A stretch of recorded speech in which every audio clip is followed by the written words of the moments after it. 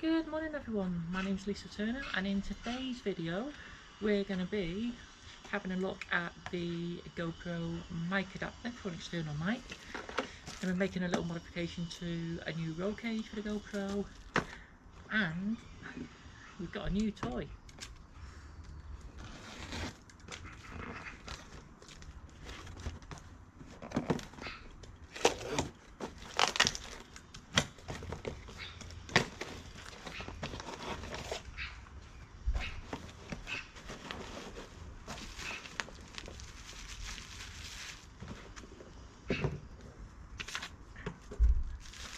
So the purpose of today's video is to put this, which is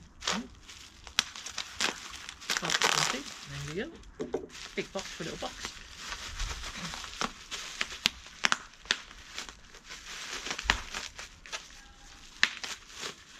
So this is a Rode Wireless 2 microphone, and so you get a microphone transponder and the microphone receiver.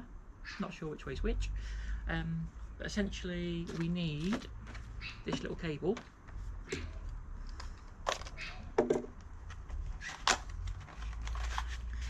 big box for a little box again.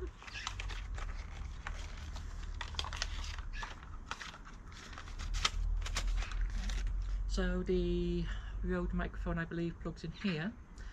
This plugs into the camera with a USB port that you normally use for charging, and we've got a USB-C there.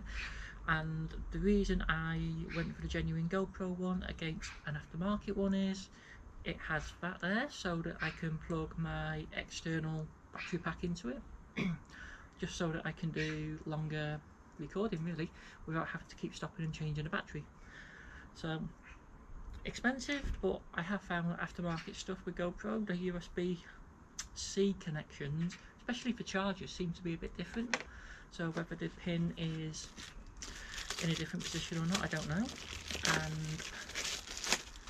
got ourselves a new roll cage as well. And the reason I decided to buy a new roll cage was I wanted a spare lens, but also at the moment where this USB-C fits in here on my roll cage, there is no hole. So what I'm going to do is get some punches for doing like gaskets and stuff and put a hole in here so that that can just slide in, and it means I don't have to have that like that all the time when I'm using the microphone adapter or the external battery pack. And then I've still got my original one, which is like this with no hole in, and that will be good for when I'm using the GoPro in the weather, on the bike, etc. So that's the plan with that. So let's have a look now at what we get in the microphone box.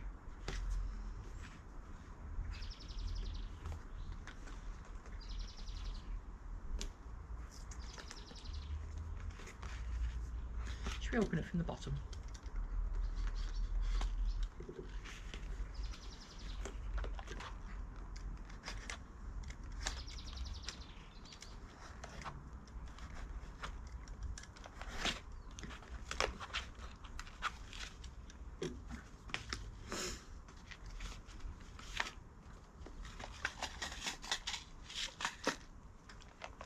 So in the box we get a carry pouch,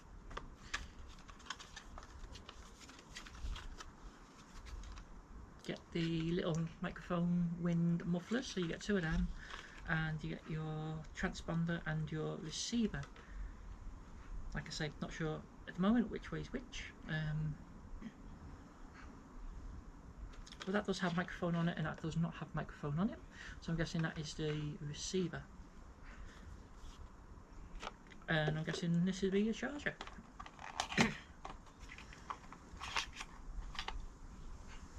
With some little instructions in there too. So, yep, USB-C to USB, little link wire for connecting that into the GoPro adapter.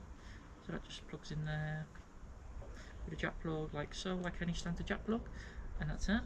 Don't want to lose them, so I'm going to put them in the case for now, because otherwise they will blow away. Not sure why you get two when you only get one microphone, but hey, you got spare. So yeah, now this is a bit of a pain. My suggestion with that would be to have a split one of these, but what I can do is get a USB multi-port thing, so I can plug the two into one USB charger. I'm guessing having separate leads does make it quicker to charge the two individually. So on that kind of thought process, that is a good thing. Hello everybody, this is a test of the new Rode Wireless 2 microphone. Let's see if we can see what happens. 0, so I'm not too sure what that does. Minus 30, don't know what that does. Minus 27, don't know what that does.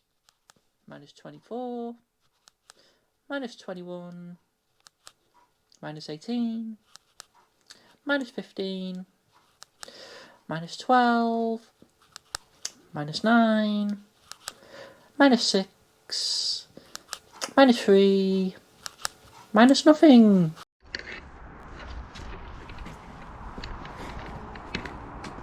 So this is what I've done. I have cut that hole just there in the roll cage to let the USB port go in to the camera, and I cut the little slot, as you can see there, to let the microphone receiver clip on.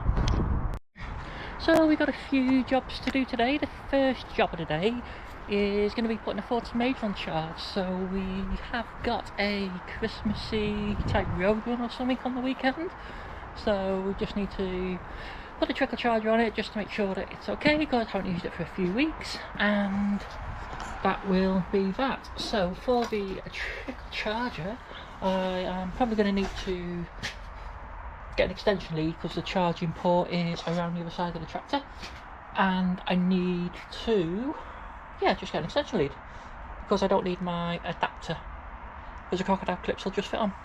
So I'll find an extension. So we have, you probably can't see too well down here, we have Anderson plugs, so that fits in that way. It's got jump leads on this end in case we can get a flat battery.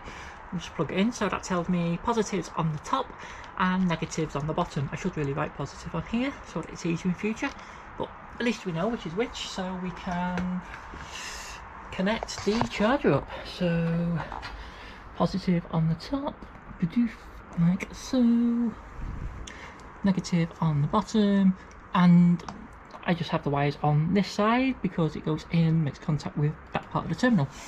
That'll be ready then for the weekend, and hopefully, fingers crossed, it's not going to rain. So now to the next job. So next job is to start the old Passat. The only reason I'm going to start it is because I'm going to take the battery off it and put it in house in the warm so that it doesn't really sit out in the cold, and we need to start the Grey Fergie too at some point. So I'm just going to start it now before I take the battery off, and then we should be okay to leave it a couple of months.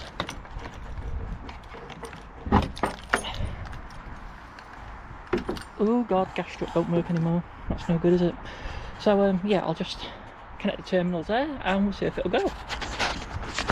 Hopefully it'll go.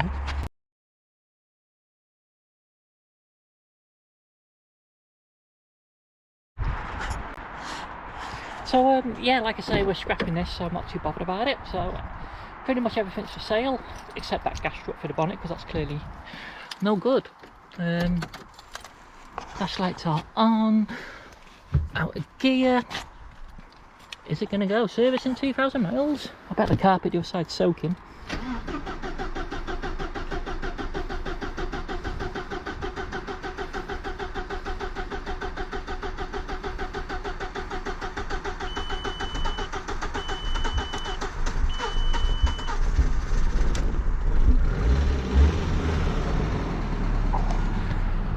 Left that a bit too long without starting. It takes a while for it to prime itself up. There's no water in it because something on the back of the engine's leaking, so it's flashing there to tell me that. Don't know why the electronic stability programs come on, I have no idea on that. But I'm going to take the heated seat thing out now, and I need to wire that into my Passat really. But my Passat heats up really quick, so not my Passat. Need to put it into my Golf, but my Golf heats up really fast at the moment, so it's not too much of an issue.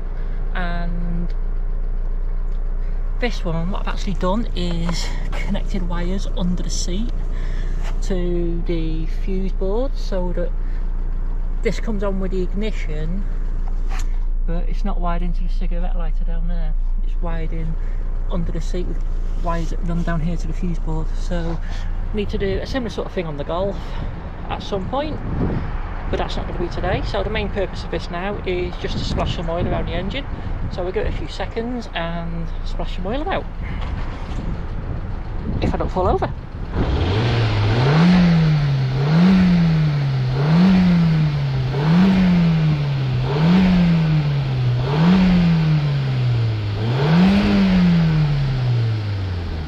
Like I say, I don't want to run it for too long because there's no water in it, and I don't want the head to warp. But hopefully that'll have splashed some oil about, which would be good.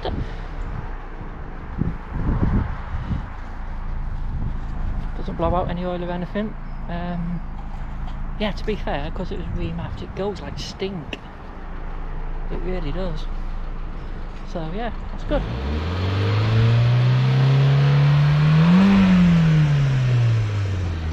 So that'll do for that.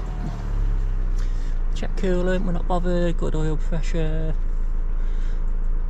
Half a tank of petrol. Oh, that's an expensive commodity these days. So that's fine for that. We can take the battery off now and we'll just leave it in the warm because that'll help it over the winter. So now I've got the battery on charge. As you can see down there, it's drawing a few amps, so that's good. That should hopefully be charged now by the time I'm ready to go home.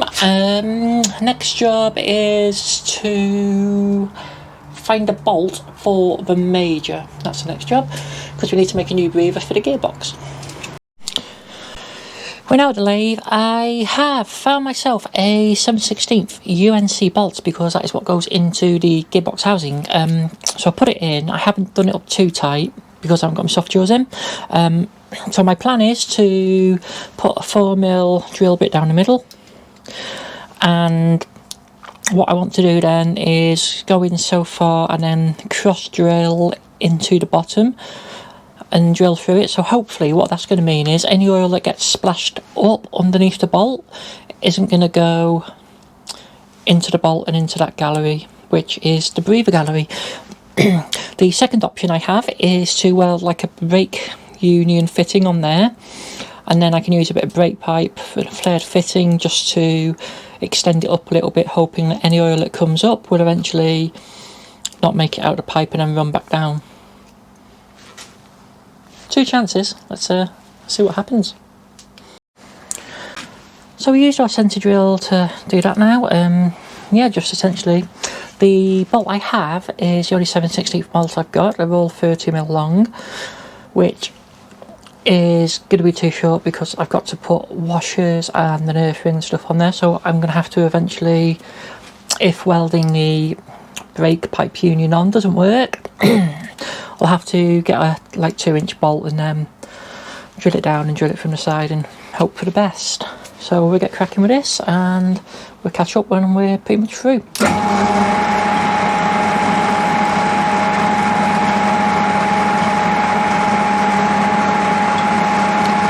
And if I do the tailstock up, it helps.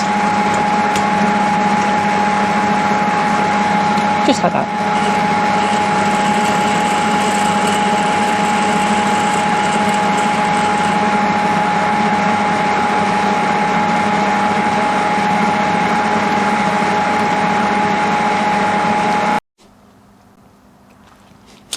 Now turn the bolt around, I used the live centre to put it in a chuck and make sure it's concentric, true, whatever. Compound set at 30 degrees I think.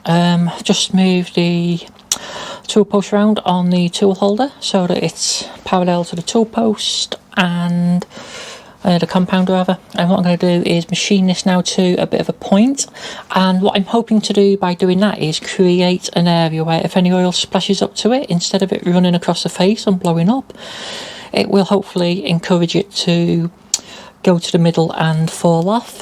I was wondering if I'd be better doing it the other way around, so it goes to a point and then any oil it hits it would run to the outside. So I'm not too sure which way is going to work the best for this, but I'm going to go for the outside first and try that and then see what happens really.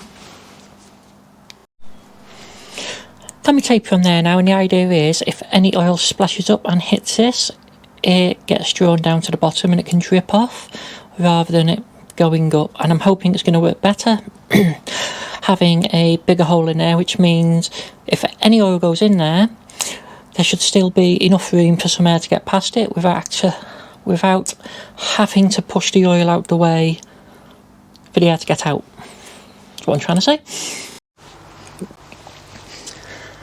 And this is what we're left with. So it's the 7/16 UNC bolt, which I put the die down just to clear it out. Got my brake fitting end welded on. Not welded on very well, I admit, but the union fits on now. Problem that I do have today is because it is so cold and damp, the welding mask, it's just incredibly difficult to see through it. It just kind of goes like a woof. You know, like when you put your full beam on in fog, and it just, the brighter the light, the worse it gets. Basically, that's what it was like. It just hard to see where I was welding because the mask just like whited over. Was like a mist with the damp. So we're going to go and fit this on the tractor now and get a bit of brake pipe to fit in there and see if that helps. And there we go, that is my gearbox breather, which now uses a brake fitting to the 3/16 copper pipe, which then just goes down and comes out. Can you see it just there? And the idea of that is it's going to stop all the oil running here, there and everywhere down here and making a huge mess. So if it is successful, what I will do is mount it securely so that there's no vibration in the pipe.